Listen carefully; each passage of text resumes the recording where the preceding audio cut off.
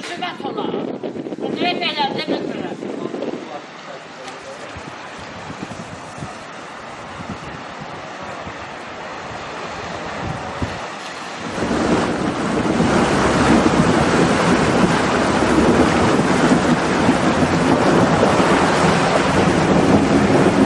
Həmişə belə.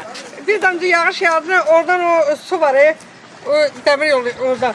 Oradan gedən su şarhaşar, belə axır. Gedir doğru evlərə, bax yol var ha. Zəngəzurun yolu. Oraya su var, buraya gedir. Su içində keçdim, gedim, belə yaşayış olar mı? Heç cürə, şəhərə oxşamır. Kənd belə döyür. Allah, kətdə bundan yaxşı vəziyyət var. Bura şəhər döyür.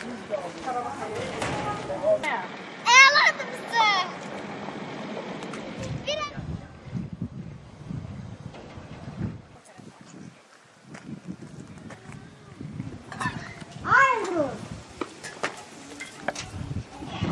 Baxan olar, gəlib bu suyu çəkələr, bir əncam eləyərlər, heç sıra eləmirlər.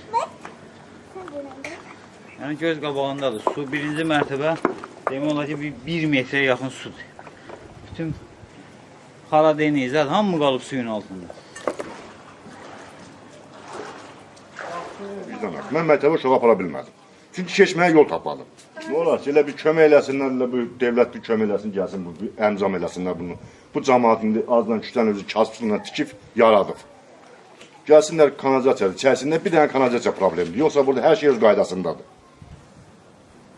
Bu məhəllənin cəmaatı hamısı köçdü getdi.